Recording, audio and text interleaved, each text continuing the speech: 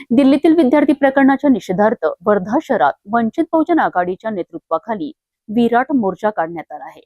शहर बंदची हाक देण्यात आली असून हजारो कार्यकर्त्यांच्या सहभागामुळे संपूर्ण शहर आंदोलनमय झाले आहे।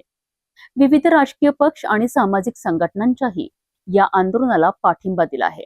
दिल्लीतील विद्यार्थी प्रकरणाच्या निषेधार्थ वर्धा शहरात वंचित बहुजन आघाडीच्या नेतृत्वाखाली भव्य मोर्चा काढण्यात आला। बजाज चौकातून सुरू झालेला हा मोर्चा सराफा मार्केट मार्गाने जिल्हाधिकारी कार्यालयावर धडकला। आंदोलकांनी जोरदार घोषणाबाजी करत विद्यार्थ्यांना न्याय मिळावा अशी मागणी केली आहे। या आंदोलनात हजारो कार्यकर्त्यांनी सहभाग घेतला। वंचित बहुजन आघाडीसह विविध राजकीय पक्ष, सामाजिक संघटना आणि आंबेडकरी संघटनांनीही आंदोलनाला जाहीर पाठिंबा दिला आहे। मोर्चानंतर शिष्टमंडळाने जिल्हाधिकाऱ्यांची भेट घेत निवेदन सादर केले। विद्यार्थी प्रकरणातील दोषींवर कठोर कारवाई करावी आणि न्याय सुनिश्चित करावा अशी मागणी यावेळी करण्यात आली। शहर बंदच्या आव्हानाला अनेक व्यापाऱ्यांनी स्वयंस्फूर्तीने प्रतिसाद दिला। अनेक व्यापारी प्रतिष्ठाने बंद राहिल्याने शहरातील व्यवहारांवर परिणाम झाल्याचे चित्र दिसून आले।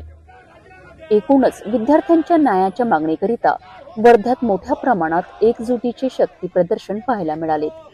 विद्यार्थ्यांच्या न्यायासाठी वर्ध्यात विविध संघटना आणि नागरिक एकत्रित आल्याचे या आंदोलनातून दिसून आले।